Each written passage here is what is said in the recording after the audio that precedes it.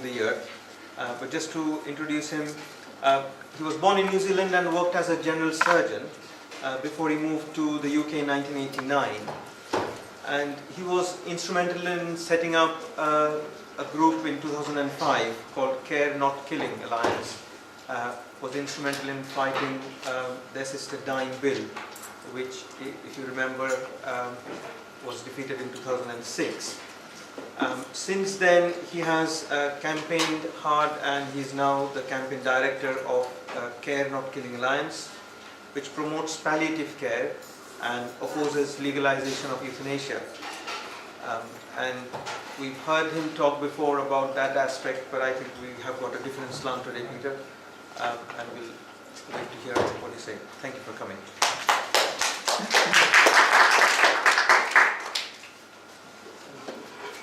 Thanks very much, and thanks for coming today. It's good to be back. I was here in March, and at that time I was talking about the assisted dying bill. We've actually had 11 assisted suicide bills or attempts to change the law through British parliaments in the last 12 years, and all of them are being defeated. The most recent one was the Maris bill in September of this year, which was defeated in the House of Commons by 330 to 118, so a 212 majority. And quite interestingly, on the very same day, an assisted suicide bill that was very similar was passed in the state of California, making it the fourth state in the US to do so. So it's an issue that's certainly ongoing. So my interest in euthanasia is connected to my involvement with the Care Not Killing Alliance, which brings together about 40 organisations altogether. But I also work, in fact my day job is as Chief Executive of the Christian Medical Fellowship, which brings about 5,000 doctors and 1,000 medical students together. And so we're interested in a broader range of issues than just those at the end of life. So what I'm going to talk to you about today is something where, unlike euthanasia or assisted suicide, I'm very much on the wrong side of history, because the law is moving in completely the opposite direction. In fact, it's already moved. And there wasn't very much publicity about this recently, but in fact, on the 29th of October this year, the law which effectively made the production of what have been known as three-parent babies for mitochondrial disease came into effect, but it was passed earlier in the year. And if you a reader of this great medical journal, the Daily Mail, 30 million readers online, then you would have learnt it. But there was very little fuss in the BBC, and it hardly registered at all. And at the same time, just beforehand, the Science Media Centre reacted very favourably to this new law coming into place.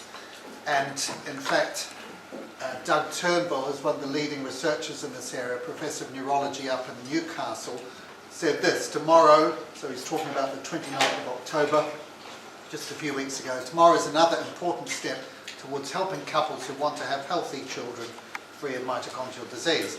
We welcome the publication of the licensing conditions by the HFEA, which make it possible for specialised clinics in the UK to apply for a licence to carry out the technique known as mitochondrial donation.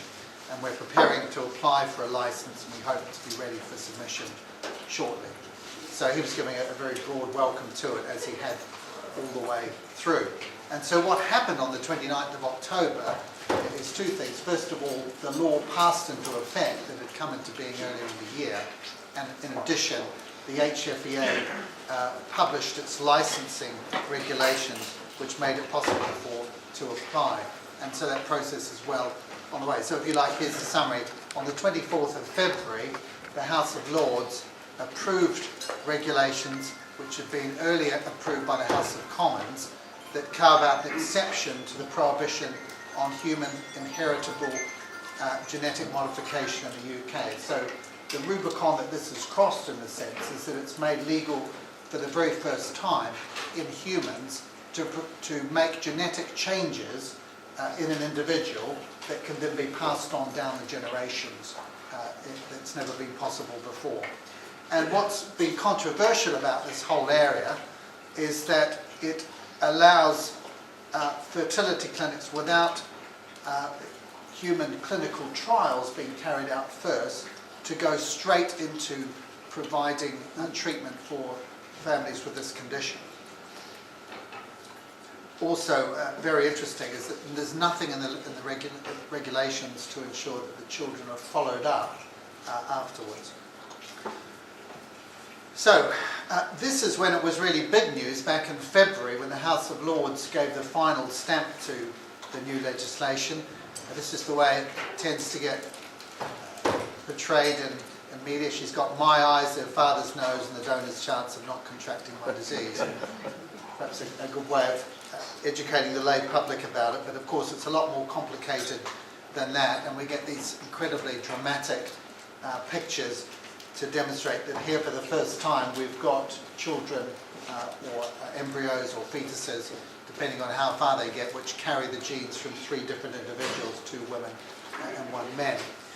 But 1 man. But this is really what it's about. It's about treating families who have children with mitochondrial disease, and to prevent in subsequent pregnancies supposedly this happening again. So that's the human face of it. And mitochondrial diseases, certainly when I was at medical school and in my postgraduate training, which is, I specialise in general surgery, so we didn't do a lot of this stuff, but mitochondrial diseases, about which a lot more is known now, can affect a whole variety of different organ systems, and that of course makes sense because there are mitochondria throughout the body in all organ systems. So in the nervous system, seizures, tremors, developmental delays, deafness, dementia, etc., etc. And I won't go through the others, but you get the idea. It's virtually every organ system in the body. And as a result of this, children with mitochondrial disease, particularly if they have less severe forms, might take a long time to be diagnosed. And they might go through clinics of a whole range of different specialties, or may turn up in all sorts of different clinics and not be recognised simply because those working there aren't trained to recognise or think about mitochondrial disease as a diagnosis. So here you've got example of diabetes clinics, psychiatric facilities, rheumatology clinics, unexplained kidney disease, and so on. It's something that can affect every organ system. And some of you will remember your medical school days of glycolysis and the Krebs cycle and all that sort of stuff. My very first day in biochemistry in first year at Auckland Hospital, we had a biochemist come in and draw out the glycolysis pathway, and we all dutifully copied it down. And he didn't do anything to explain what its actual function was. To him it was just an interesting biochemical pathway. It was a couple of years later that I understood its clinical significance. But of course glycolysis is what breaks down glucose into its metabolites, and then within the mitochondria the oxidative process whereby glucose metabolites are broken down with the release of ATP, which provides all the energy for our cells. So the whole idea behind this is that if you've got a failure in the energy production process, or what people have popularly called the batteries of the cell, then it will affect every organ system in different ways. There are about 100 different mitochondrial diseases, so anyone who, most doctors will not be able to name more than 1 or 2 of them probably, if that. And it's really a highly specialised area, and there'll be very few people who will see patients with more than 1 mitochondrial disease. About 100 children per year in the UK are affected, but only in about 10% of these cases, about 10 cases, the defects are severe enough to produce the kind of features that we often see paraded on media in the most tragic cases: liver failure, muscle wasting, blindness, brain damage, and so on. But the most interesting thing about mitochondrial disease is that it's a genetic disease which is transmitted down the maternal line. And the reason for that, of course, is because the mitochondria are in the egg, and the cytoplasm of the egg is passed on to the new embryo. So that makes them incredibly unusual, and also very interesting in terms of being able to trace genealogies as well. Now, what is mitochondrial donation? Well, there are two ways of doing it, two ways to crack an egg they've sent here. And the first one is what we know as maternal spindle transfer. And what you do there is you take an egg, you remove the nucleus, or the spindle complex if you like.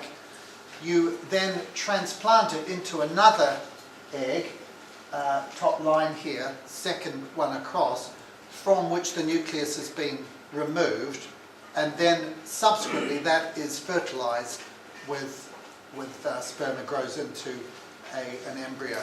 So that's what's called maternal spindle transfer. Now the other way of doing it is pronuclear transfer, and the difference is that the nuclear transfer here takes place after fertilization rather than before it.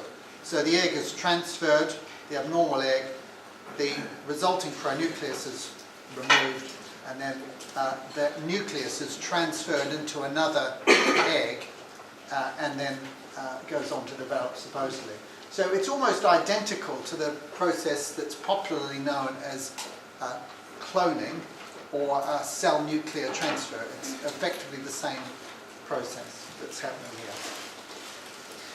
Now, this all goes back a long way. How did we get to this point? And it's a very interesting story. It probably all started with the Warnock report back in 1985, which was set up a commission of inquiry in both the Lords and Commons to look at the new technologies around IVF. And this followed the birth of Louise Brown, who was the first test tube baby in 1978. And so there was a whole gamut of different technologies that were now going to be possible. There wasn't any legislative framework in place, and so the Warnock Committee was put together in order to make recommendations. And the Warnock Committee made a number of recommendations, and these were effectively rubber stamped into law in the Human Fertilisation Embryology Act of 1990. But subsequent to that, because of a lot of new developments that hadn't been foreseen by the initial legislators, that legislation was updated in 2008 in what we know as the HFE Act number 2. And what that Act did was brought a whole lot of new practices into being. It didn't mean that all of these could automatically happen, but it provided the statutory framework so that Parliament could then go back subsequently and pass regulations that made it possible. And so that included animal-human hybrids for stem cell research and treatment. We haven't heard much more about that. We'll come back to that a bit later because some very interesting things were said in Parliament. Save your siblings, so whereby you create an embryo, fetus, baby that can then act as a donor for someone with requiring a stem cell transplant in the family, a matched donor. Pre-implantation diagnosis, where you produce embryos, test them, and discard those that have genetic diseases, and of course that's becoming far more accurate and applies to a much broader range of illnesses now. So-called fatherless families, whereby two parents of the same sex could be registered on a birth certificate. Three-parent embryos, which is what we'll come back to. And then also artificial gametes, producing artificial egg and sperm to treat infertility or to make hybrids. Or it might be argued to enable different sorts of couples to have children who might not be able to have them otherwise, perhaps because they're of the same sex. So the idea of making eggs out of sperm or sperm out of eggs. Animal-human hybrids and artificial gametes, the first and the last, haven't really advanced, but the rest are pretty much here to stay, and it's the second to last that we're talking about today. So one might ask, how did all these changes get through at that time in the House of Lords? And there were several reasons for that. First of all, this was a government bill.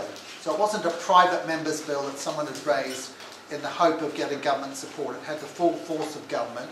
It had the major scientific and medical institutions behind it. 8 of the 9 doctors in the House of Lords backed most of what was in it. And those pushing the bill were very well organised. And they had the media and patient groups behind them. And the way the House of Lords works very much is that people tend to look to the experts in a given area for a lead. So it's not meant to be party political, but nonetheless, whatever the legislation being considered is, there will be certain individuals who have a huge influence on the result, and it was the doctors in this case. And so what's happened since then is that we've had a long period of consultation with a variety of different reports over the last 3 or 4 years or so, which have led to where we're at the moment. So it started with the Nuffield Council on Bioethics, then the Human Fertilisation and Embryology Authority produced their own. Across the Atlantic, there was the US Food and Drug Administration also looking into this, although the US have not legalised this. The Department of Health, and then there was a House of Commons committee as well, and then the House of Lords looked at it. So lots of different consultations and reports, but all of them pretty much advised by the same group of people. And so when it finally came to the vote in this year, it went through the House of Lords and the House of Commons really by a veritable landslide, huge majority, and it was given a lot of coverage in the press as well. Now what's happened since then, there's been a long period of time when we haven't really heard much about this at all, and that's because the HFEA had to develop licensing rules. The team in Newcastle who wanted to do this had to do some safety experiments, and then just last month, as I said, the regulations came into force. And I didn't know this when I was asked to do this talk and agreed to do it. But in fact, it's today, I believe, the 24th of November, that clinics can now apply to the regulator for a license. And I would expect you've heard nothing about that at all in the news. But so conceivably, it might be by the end of this year that the first attempts could have taken place. We just don't know at the moment. And what's interesting about this whole area is that there was massive news a year ago. It's now completely dropped off the radar altogether. And the next thing, which I'm going to touch on, but not go into great detail on at the end of the talk, is gene editing. That is really the rage at the moment, DNA editing. So these were the groups that pushed it. Interestingly, these were exactly the same groups that got together back in December of 2007 to promote animal-human hybrids. And in fact, in January of 2008, the Times newspaper ran a front-page story about this, leading up to the vote in the House of Commons, which legalised animal-human hybrids. And this was a very formidable group: research scientists, biotechnology companies, parliamentarian science journalists, and of course patient interest groups, many of whom believed that there was going to be great benefit for them. And it's a thing that, of course, lends itself to very powerfully emotive stories, and most of what the general public get to see are just those very emotive, hard case stories. So here's that famous medical journal again. I don't want you to get the idea that I read this journal very often, but it does illustrate the point. So heartbreaking picture shows beautiful smile of prom girl, 16, whose body was ravaged by deadly disease that starves her body of energy just 1 month later. So this is Cora Beth Stanley. And so the Daily Mail, so we have the before shot of just going to the prom, and then a month later, tragically, with this mitochondrial disease striking. And of course, it's personal stories like this that have a profound influence on decision makers. And then, of course, we've got the experts as well. Jeremy Farrar, director of the Wellcome Trust, who supports research. A very prestigious sounding figure. And families who know what it's like to care for a child with a devastating disease are the people best placed to decide whether mitochondrial donation is the right option. So it's all about choice and, of course, compassion. Parliament's to be commended for a considered and compassionate decision. And you might ask, well, who is Jeremy Farrar? Well, Google is a great resource, isn't it? And I think what's quite interesting here, Jeremy Farrar, of course, he is big in the Nuffield Department of Medicine, but what's his specialty? Well, his interests are infectious diseases and global health, including work on emerging infections, central nervous system, TB, dengue, typhoid, malaria, and influenza.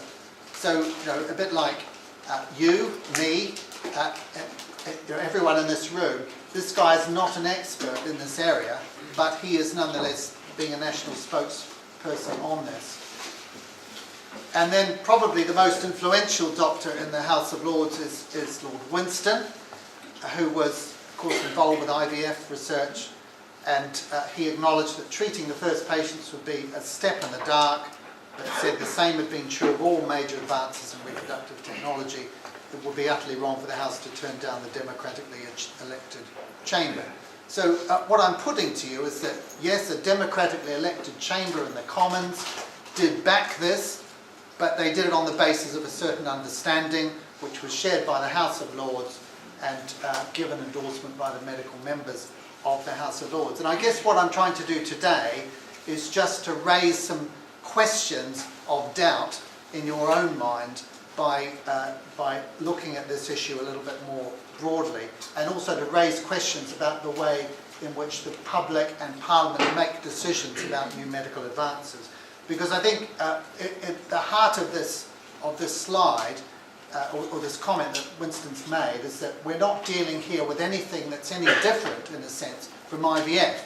And there were people who said, oh, IVF will never work and it will produce monsters, and we shouldn't be going down that path, it'll open a whole Pandora's box of terrible technologies. And what he's saying, in a sense, is, we've heard all this before, this is just the same, let's not stand in the way of science.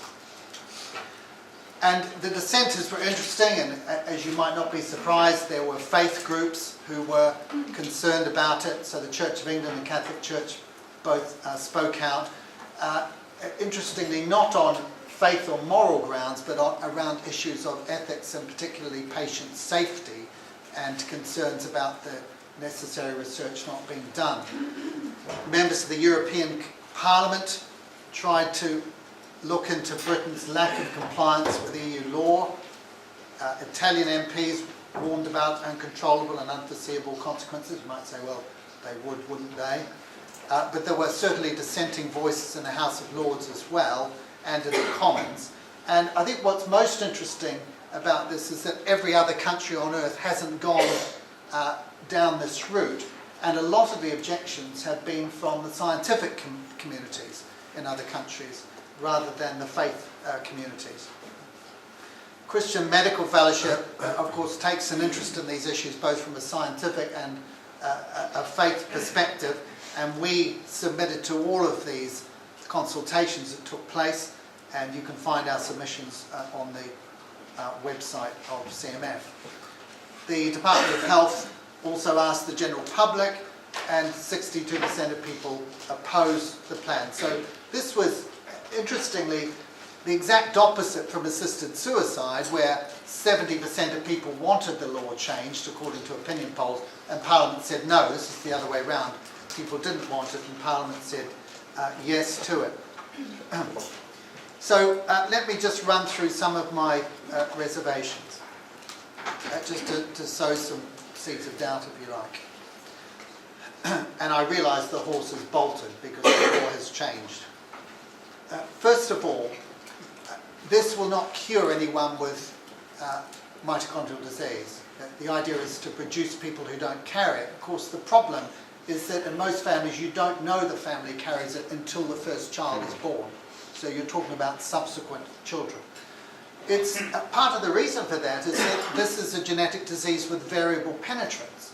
So you cannot predict how severely any given individual will be affected. So you might have a mother mildly affected, a daughter unaffected, and then that daughter's daughter will be profoundly affected just because of the way the genetic disease is expressed.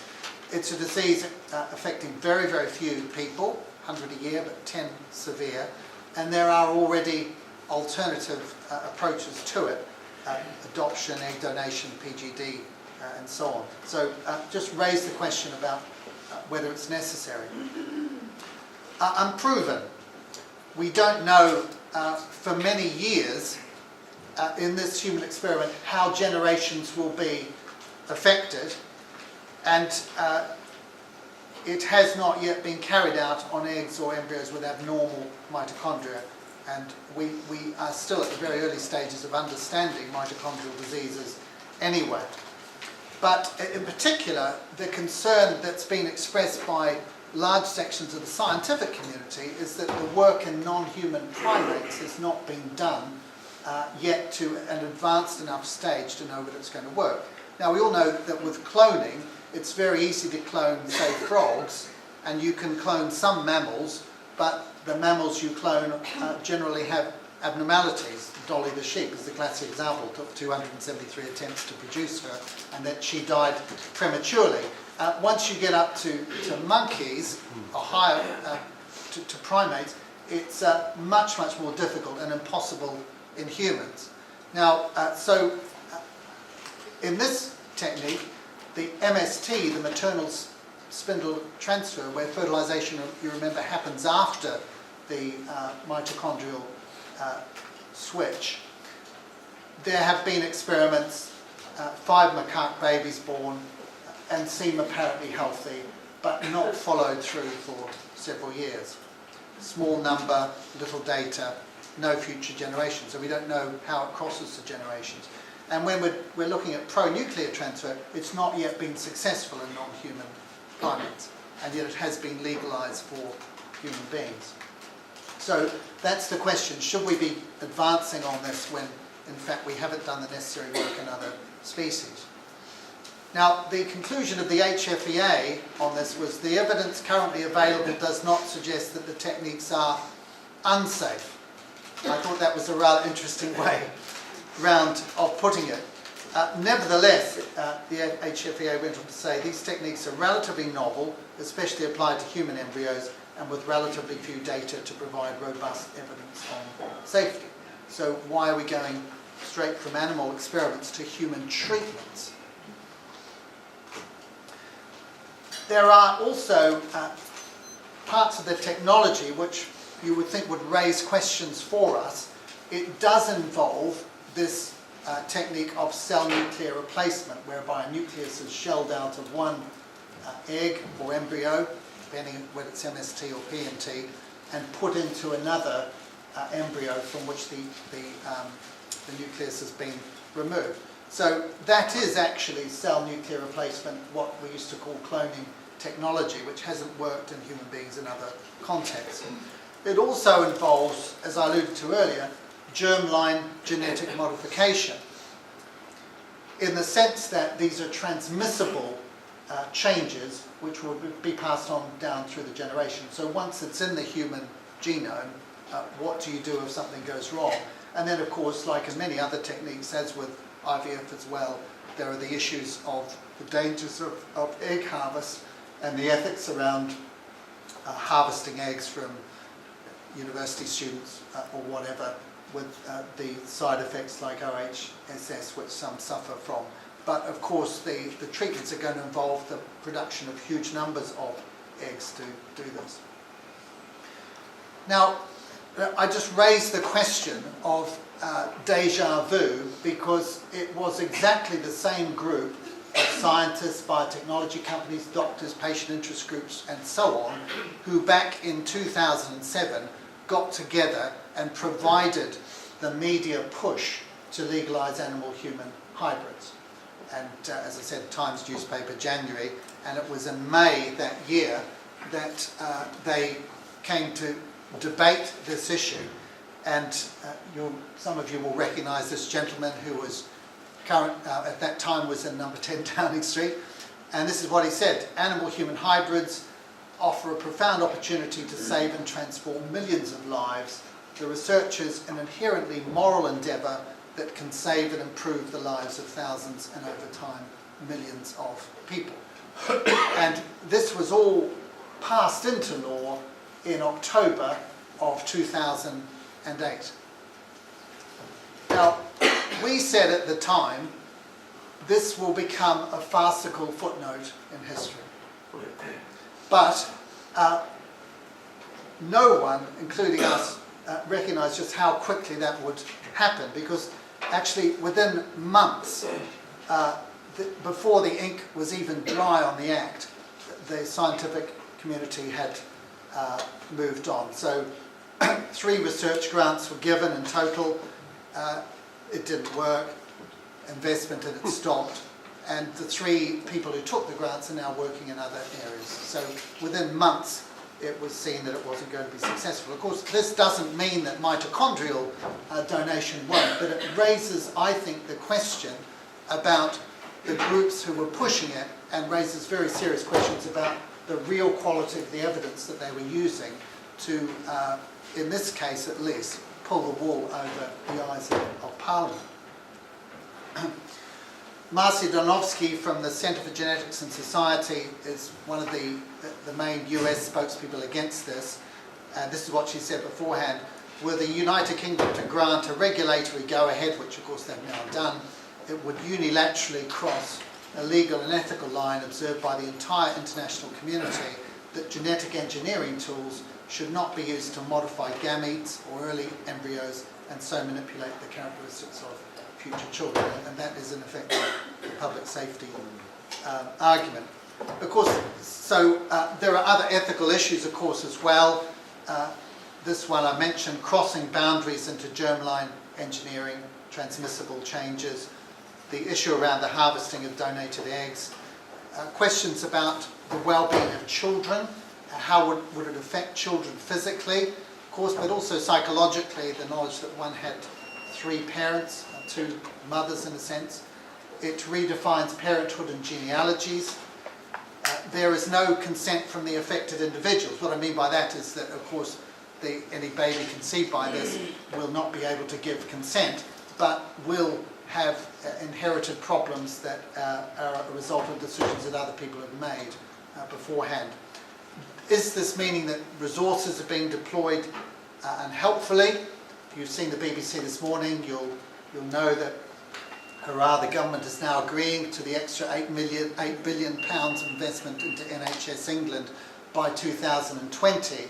But remember that the Nuffield Institute again said that what's necessary just to allow the NHS to keep pace with current need is an extra 30 billion of new investment by 2020. So we're looking at a 22 billion gap even with that extra 8 billion. And it's against this backdrop of NHS pressure, you may be aware that every government, Tory or Labour, since the NHS came into being in the 1940s, has increased health spending by between 3 and 5% per year, every single year since 1950, until 2010 with the coalition government. And since that time, it's been between 0.5% and 1% per year, as opposed to between 3 and 5. And so work in the NHS, we're all feeling the pressure already of investment that's not keeping pace with need, but of course over the next 5 years it's going to be much, much greater. So this always raises questions about resource allocation and what we should be doing and not doing. And this is perhaps the bottom line, is that this is not a treatment, it's a different way of creating human beings that hopefully will not be affected by the condition. And of course, what I didn't mention, but we who speak from the faith community are often accused the only thing we're really concerned about is the creation and destruction of human embryos, because we believe that human embryos are human beings and should be respected from the time of conception. But, and that of course is a concern that I certainly have myself, and many share, but it is just one of many, many concerns about this issue ethically. And I guess there was a rearguard action in the House of Commons and the Lords. This is Fiona Bruce, who put down an early day motion, which is a way of MPs getting support from other MPs for a certain view. And I'll read this out. That this House declines to approve the human fertilisation, embryology, mitochondrial donation regulations because many of the safety tests recommended by the HFEA have yet to be performed and peer-reviewed and their results made public. That still hasn't happened. Because no other country in the world's legalised it for ethical reasons. Because major international bodies, including the US Food and Drug Administration, have expressed the view that not enough preclinical work's been done. Because they permit the genetic modification of human embryos and oocytes. Because these regulations permit human embryos to be created only to be destroyed. because there are unanswered questions regarding the legality of regulations, both domestic and international levels. So I'm alluding there to the members of the European Parliament who expressed concern about whether this was legal, because this House should not be asked to approve regulations of such ethical significance without a fully informed debate and before the results of the above safety tests are available for consideration. So I think Fiona Bruce really summed up the concerns that some people felt about this, but of course she was massively overruled.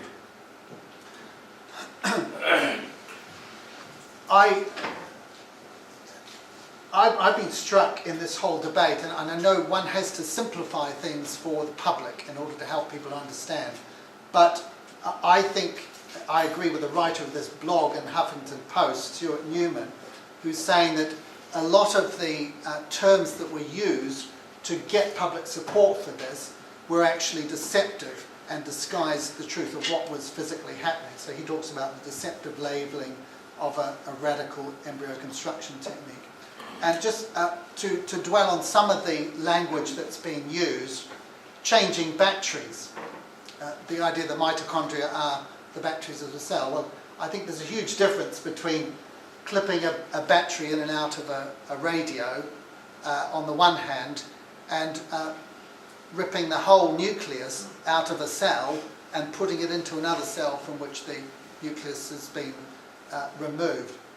It's not just the changing of the batteries, and what about all the connections that might exist that could be disrupted. Mitochondrial donation, well, the idea here is that all you're doing is taking a few mitochondria and putting them into a new individual, but in actual fact what is really being transferred is the entire nucleus from one cell to another, or to look at it another way, the entire cytoplasm with all the mitochondria and all the other organelles as well is being donated. It's not just mitochondria. DNA donation, well, again, that suffers from the same problem. This is not genetic engineering. Well, of course, it depends on how you define genetic engineering, but it's certainly making genetic changes in an individual that can be passed on down the generations. It's not cloning. Well, of course, technically it's not cloning because you're not trying to produce an identical copy of an already existing individual, but nonetheless it does involve the technique of cell nuclear replacement, which is the key technique inherent in cloning technology. So I'm just, again, raising questions about the language that's being used by people pushing this through and suggesting that it doesn't tell the whole truth about what's really involved. And I also want to raise the question, and I come here, of course, with obvious vested interests. I'm coming from a particular worldview perspective. You know we've opposed this and we've been working against it. But I'd suggest that the interests driving this are also very powerful and not neutral. What are they? Well, scientific curiosity and the idea that scientists should not actually be stopped from doing things which advance science. And so often the criticism that people like myself receive is that we are just Luddites who are trying to stop the march of science. Secondly, the biotechnology industry. And if you follow these things in the market, you'll know that every time a new development like this is announced, what happens is that the share value of certain biotechnology companies goes through the roof. People make a huge profit, sell them, and then once all the media hype is driven down, they drop down again. So there are commercial interests here. The institutions, I would suggest, also have an influence. Many of those involved with them have commercial interests or scientific curiosity interests. Of course, the patient interest groups, understandably, have a huge interest because they believe that this could be the holy grail that's going to bring cure or stop it happening again. And then, of course, the media. And I think what's been so interesting about this issue is that whereas it affects only a tiny number of people, why is it that mitochondrial donation has had such an extraordinary amount of media coverage compared with all the other illnesses and diseases with which we deal on a day-to-day basis in our different specialties? So, well, they say to prophesy is dangerous, particularly with regard to the future. So let me just point out, perhaps suggest a number of possibilities. And I think the first possibility is that this may go the way of animal-human hybrids. A few licenses will be granted, it will be found it doesn't work, and then very quietly the research money and the scientists will move to other areas. In much the same way that we never heard anything or any apologies about animal-human hybrids when it happened back in 2008. But it's possible. I think if I had to put my money on it, this is probably where I'd put my money on this option. But there are other possibilities as well. It might work partially. In other words, it could work in terms of producing embryos and fetuses which have been genetically changed, but in the process introduce other problems which will affect either those individuals or could be passed on down the line. We might see miscarriages, we might see stillbirths, we might see other kinds of genetic abnormalities in the next generation that have resulted from this microtechnology. And we haven't done the experiments long enough in non-human primates to know. And of course the other possibility is it might work. It could conceivably work and produce children who are unaffected. And then, and here perhaps the cynic in me is coming out, but I think one has to ask the question, why is it that so much energy in Parliament, in the biotechnology companies, among scientists, media people and all the rest has gone into selling this whole thing to the British public? What's it really all about? Is it really all about just 10 profoundly affected children with a terrible disease who can't be cured, but we might be able to stop it happening to other children in that family?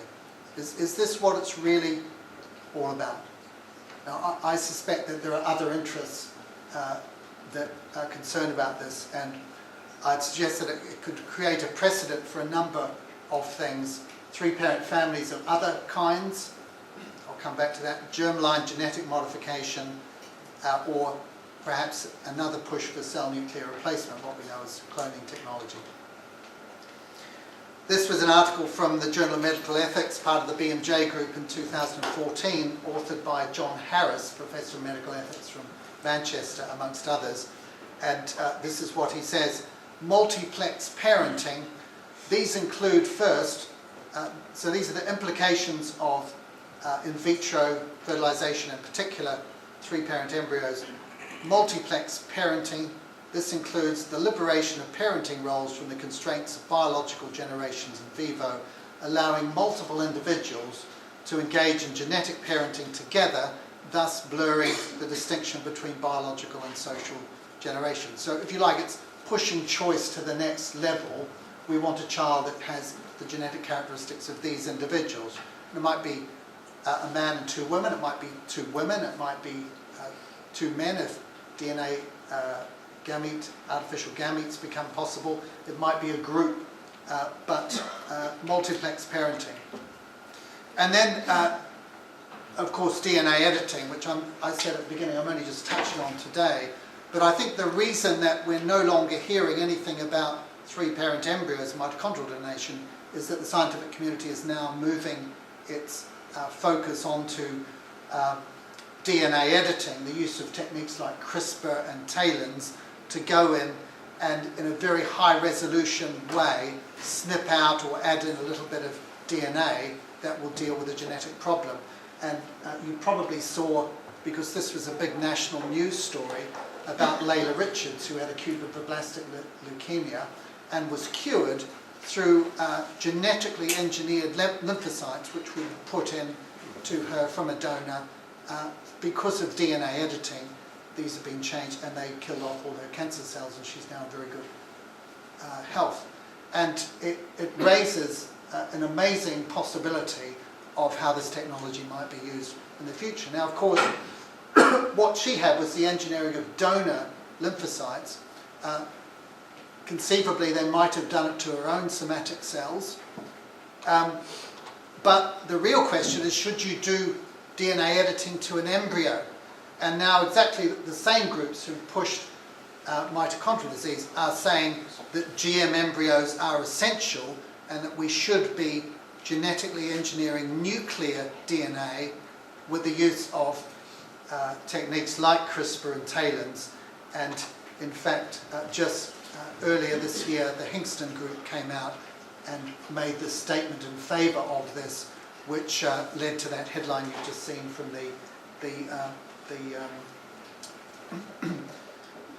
in the BBC. So there we are.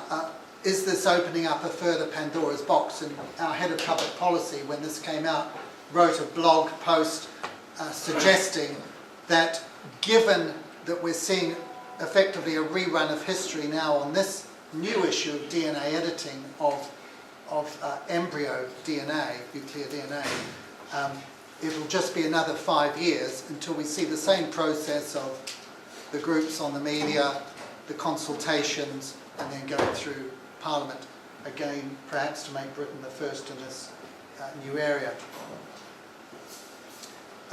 This was just one of my blogs a little while ago, 13 solutions to mitochondrial disease assessed. Of course, some of them profoundly unethical, but it just makes the point that there are other approaches for families, not necessarily to have a child that's unaffected yet, but that this kind of technology isn't the only thing that we should be looking at. So I think we've got about 10 minutes or so for questions. So. Thank you very much, Peter.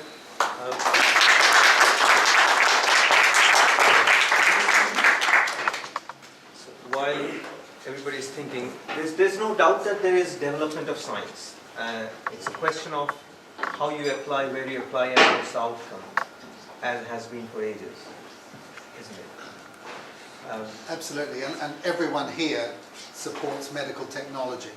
It's just a question of, is some technology not good? Because you do come across people, infertile couples, who are looking forward to that IVF treatment, and the satisfaction is when they walk out with a child in their arms.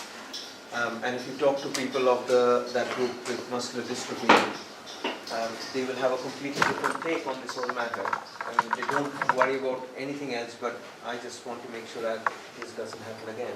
Yes, of course, but with muscular dystrophy, but we're talking about mitochondrial disease for this particular technique, not muscular dystrophy. Sure. Although that's been another thing that certain proponents have been saying, that this is a cure for muscular dystrophy. But in fact, so on your 13 ones in the last slide, you had lots of other symptoms there, fatigue as well, and it becomes very difficult. Anyway, let's open up. Yes? Thank you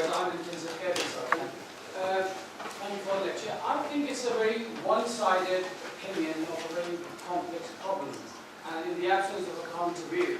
And I want to say, why should I listen to Peter Saunders, the surgeon, and not listen to, what was the name of the physician? The infectious diseases specialist. Yeah, so why should I assume that you know more about mitochondrial diseases than that physician? And I feel that this is a very, very one-sided view. And I think the answer to this is to have safeguarding checks to ensure that it works for things like leukemia and mitochondrial diseases, but not go on to create designer babies. Yeah, well, of course. I mean, I'm giving you one perspective, and I suppose I'd argue that it's the perspective that has not been heard in the British media or in Parliament because of the way the whole thing's been pushed forward.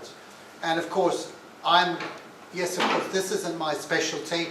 I'm no more qualified to comment on it than the head of Nuffield, who works in paediatric infectious diseases. But I think this is an issue where all of us with a medical education can understand what the issues are and understand what the arguments are on both sides. And I didn't come here today with the expectation of persuading you all to my point of view. I'm simply coming wanting to raise questions for you and to say, don't think it's as simple as you've heard on the media. And I think part of the problem is that even our decision makers in Parliament, including all the doctors in the House of Lords, are in pretty much the same position as you and I, and yet they're making these decisions purely on the basis of what experts tell them. Now, when those experts are right, that's great, but when they're not, it could be very dangerous. And this same group of experts was totally convinced and completely wrong about animal-human hybrids. So I think it's fair enough for us to be asking questions, even if we're not in that specialty. Iqbal. Can you predict which affected child would have severe form of disease or mild? No, and this is because of the variable penetrance. So you might not even know a family is carrying it. In fact, you often don't until the first affected child is born. And then the same mother will have another child. Or in the affected child, No, difficult to tell. You can't look at you can't do a test on the mitochondria and predict from that exactly how severe the clinical effects will be. And part of the problem is that you also get with mitochondrial disease the same sort of effect we get in mosaics. You have a child with Down syndrome who's a mosaic. Well, some of their nuclei are normal and others aren't. And so you don't know in any given person which mitochondria are affected, and the mitochondria may be well affected to different degrees in a given individual. So it's very difficult to make a clinical prediction on the basis of what you find in the cell. Yeah. And that's why PGD is difficult, because you might not be testing the right ones and implanting one that's affected, or you may be throwing away one that's not going to be clinically apparent. You mentioned that there is a variable penetrance, and the first child could be normal and the second one could have disease. How would you find out, the second one could be normal, or the first one had a disease, and for the second one we want to prevent it, it could be normal. So how would we certain we haven't caused the damage by causing a mutation or in a possibly normal child?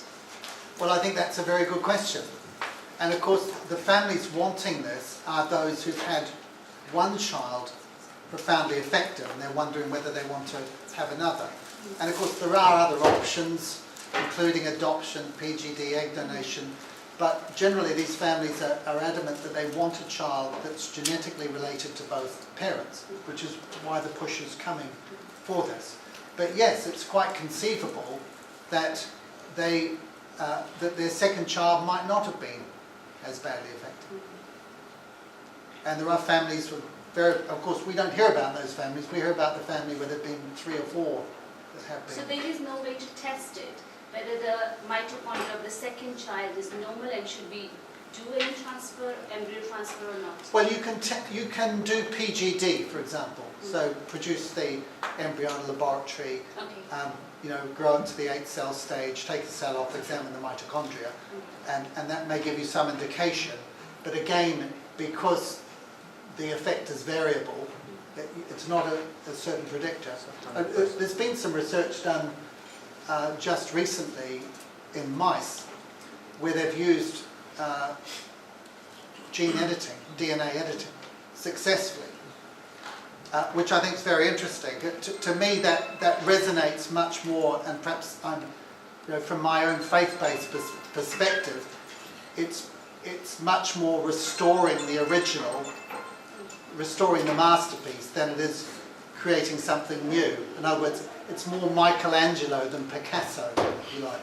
I think this is Picasso. And so, I think that's very interesting. If we can do it in mice with DNA editing, then isn't that something that should be exposed to more radical animal experimentation to see whether it's a better way of dealing with it than this? I'm just saying it's premature to be going down this route. 2 last questions. It's a bit of a personal question, so I hope you don't mind me asking. But I was just interested to know, to what extent do you think your religious faith has impacted on your view on the subject? I think... I would from listening to what you say, I would suggest that it's had a very large impact.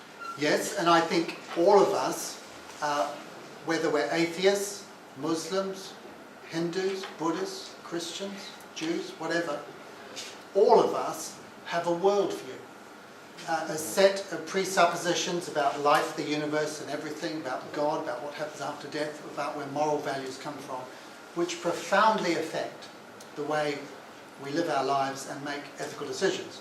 I don't know what your worldview is, I'd say that we have to look at it from a secular standpoint. But there I think is the mistake. And the mistake is to think that atheism or secularism is a kind of neutral default position, but whereas in fact it's just one of many worldviews. And it raises the key question, because obviously all worldviews are mutually exclusive. Either God exists or he doesn't, either death is the end or it's not, either moral values are absolute or they're not. All worldviews are mutually exclusive, which means that all of them can't be equally right, but each of us has one. So I think to pretend that if one's coming at this from a secular perspective, that one is therefore neutral and less biased is mistaken. And of course my views do affect what I've come from, but I haven't used any religious arguments at all in giving my talk, as you will have seen. What I've done is put before you the arguments that have been given by people, many of whom don't share my Christian worldview, who are concerned about these developments on grounds of safety. Jenny.